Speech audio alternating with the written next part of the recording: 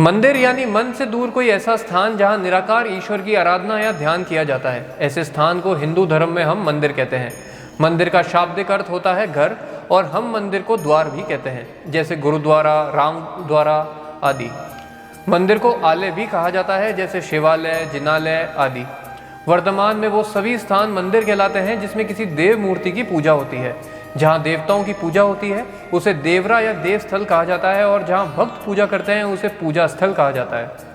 वेदज्ञ मानते हैं कि भगवान प्रार्थना से प्रसन्न होते हैं, ना कि पूजा से। लेकिन कलयुग में भगवान को प्रसन्न करने के लिए मंदिर जाकर उनकी आराधना की जा रही है, और मंदिर जन आस्था का केंद्र बन गए हैं।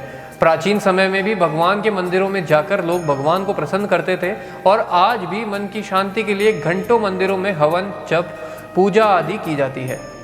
प्राचीन मंदिरों में आज हम आपको ले चलते हैं पृथ्वीराज चौहान की नगरी अजमेर से 25 किलोमीटर दूर, किशनगढ़ से महज 9 किलोमीटर पर स्थित पहाड़ियों से घिरे खोड़ा गांव के प्रसिद्ध 800 वर्ष पुराने गणपति मंदिर में, जो खोड़ा गणेश के नाम से जन प्रसिद्ध है। इस ऐतिहासिक मंदिर का आज से 800 वर्ष पूर्व निर्माण किया गया था। दर्शकों, हर मंदिर बनने के पीछे कोई ना कोई कहानी, किंवदंती या धार्मिक बात जरूर होती है। ऐसे ही एक किंवदंती खोड़ा गणेश मंदिर के बारे में भी प्रचलित है। कहा जाता है कि 800 वर्ष पूर्व मंदिर के पीछे एक नहर बहती थी। उस नहर के किनारे यह मूर्ति स्वतः ही पहाड़ों को चीर कर प्रकट हुई थी। आपको इस मंदिर से जुड़ी एक बहुत रोचक बात बताने जा रहा हूँ। वो ये है कि एक बार किशनगढ़ के राजा खोड़ा गणेश जी की इस मूर्ति को लेकर किशनगढ़ ले जाकर वहाँ मंदिर बनाना चाहते थे, लेकिन कहते हैं ना, भगवान की मर्जी के बगैर एक पत्ता भी नहीं हिलता। और खोड़ा के गणपति जी को भी खोड़ा पसंद आया, और वो यहाँ से जाना नहीं चाहते थे। बस उन्होंने मन बना लिया कि अब खोड़ा में ही विराजेंगे। उधर किशनगढ़ के राजा ने मूर्ति को वहाँ से हिलाने के लिए 100 हाथियों से खिंचवा लिया। कई प्रयास कर लिए, लेकिन मूर्ति 1 इंच भी अपनी जगह से नहीं हिली। राजा जी को समझ आ गया कि वो बहुत बड़ी गलती कर रहे हैं, और उन्होंने मूर्ति को किशनगढ़ ले जाने का विचार त्याग दिया। और तब से खोड़ा के गणपति की मान्यता बहुत बढ़ गई। दर्शकों, आसपास के गांवों और अजमेर के अलावा पूरे राजस्थान में लोगों की आस्था और विश्वास इस मंदिर से जुड़ चुकी है। खोड़ा गणेश जी को दंत कोट के गणपति भी कहा जाता है। इसके पीछे एक बड़ी रोचक कहानी है। हुआ यूं कि जब यहाँ मूर्ति स्थापित हो गई, उसके बाद यहाँ भूत पिशाच पहुँच गए थे। परिणाम स्वरूप गणपति ने उन्हें कैद कर लिया। अब भूत गणपति के आगे गिड़गिड़ाने लगे, रोने लगे कि हमें छोड़ दीजिए, हमें आज़ाद कर दीजिए।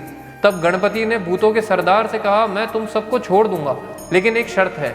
भूतों ने कहा, बताएं भगवान, क्या शर्त है? तो गणेश जी ने कहा, आज तुम आए हो, यहाँ कल कोई और आएगा, इसलिए मेरे मंदिर और गांव के चारों ओर सुरक्षा के लिए एक मजबूत परकोटा बनाओ। तो भूतों ने कहा, भगवान परकोटा तो हम बना देंगे, लेकिन हमारी भी एक शर्त है। तो गणपति जी ने कहा, बताओ तुम्हारी क्या शर्त है? इस पर भूतों ने कहा कि भगवान, हम एक रात में ही परकोटा बना देंगे, लेकिन जब सुबह हो तो गांव में किसी के घर घंटी नहीं चलनी चाहिए, क्योंकि उसकी आवाज़ हमें पसंद नहीं आती। दर्शकों, यहाँ आपको बता दूं कि पहले के ज़माने में हर घर में प्रातः 3 से 4 बजे औरतें घट्टी चलाकर धान पिसती थी, और उस घट्टी से आवाज़ होती थी। भूतों ने कहा, अगर हमारे कान में घट्टी की आवाज़ सुनाई दी तो हम भाग जाएंगे। चलती चाकी देखकर दिया कबीरा रोए, 2 पाटन के बीच में साबुत बचा न कोय। पाहन पूजत हरि मिले तो मैं पूजूं पहाड़, ताते ये चाकी भील पीस खाए संसार। भूतों की इस शर्त को गणपति जी ने स्वीकार कर लिया, और गणपति ने सभी गांव वासियों को कहा कि कल प्रातः किसी भी घर में कोई भी महिला घट्टी नहीं चलाएगी। लेकिन कहा जाता है कि गांव में एक औरत बहरी थी, उसने गणपति की बात नहीं सुनी। उधर भूतों ने परकोटे का काम शुरू कर दिया था। अब जब उस बहरी औरत ने गणपति की बात नहीं सुनी, तो उसने सुबह उठकर रोजाना की तरह घट्टी पीसना शुरू कर दिया। बस ये घट्टी की आवाज़ भूतों के कानों में पड़ी, और सारे भूत शर्त अनुसार वहाँ से भाग गए, और वो परकोटा अधूरा ही रह गया, जो आज तक अधूरा ही है।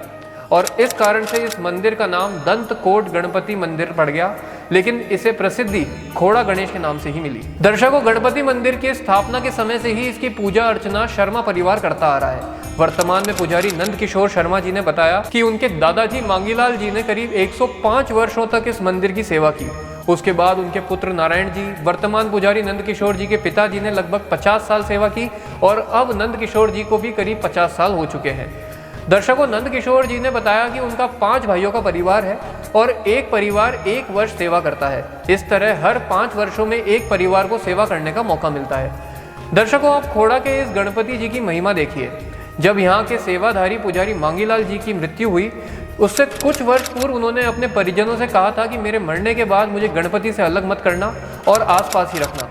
लेकिन उनकी मौत के बाद दुख में उनके परिजन उस बात को भूल गए और उनके मृतदेह को मुक्ति धाम के लिए ले जाने लगे। लेकिन कहते हैं ना कि भगवान अपने भक्तों का ध्यान स्वयं रखते हैं। बस मंदिर परिसर से बाहर आते ही मृतदेह इतना भारी हो गया कि 50 जने भी उसे उठा नहीं सके। तब परिजनों को उनकी बात याद आई कि उन्होंने कहा था कि उन्हें गणपति के आसपास ही रखना। इसके बाद परिजनों ने वही मंदिर के सामने उनकी छतरी बना दी, जो आज भी वहाँ मौजूद है। ये है खोड़ा गणपति जी की शक्ति। दर्शकों, इस मंदिर में प्रतिमा के स्थापना के साथ ही शिव दरबार भी स्थापित किया गया था। प्राचीन शिव दरबार आज भी यहाँ मौजूद है और कुछ समय बाद ही एक और शिव दरबार यहाँ बप्पा के बगल में स्थापित किया गया। यहाँ मंदिर के सामने परिसर में विशाल बरगद और इमली के 2 पेड़ हैं। बप्पा की लीला देखिए, इन पेड़ों की जड़ें बप्पा के चरणों तक जाती हैं। इन पेड़ों पर लोग नारियल में धागा लपेटकर मन्नत मांगकर जाते हैं और जब उनकी मन्नत पूरी होती है तो ये धागा अपने आप ही खुल जाता है और मन्नत मांगने वाले भगवान को भोग लगाकर उनका आशीर्वाद प्राप्त करते हैं।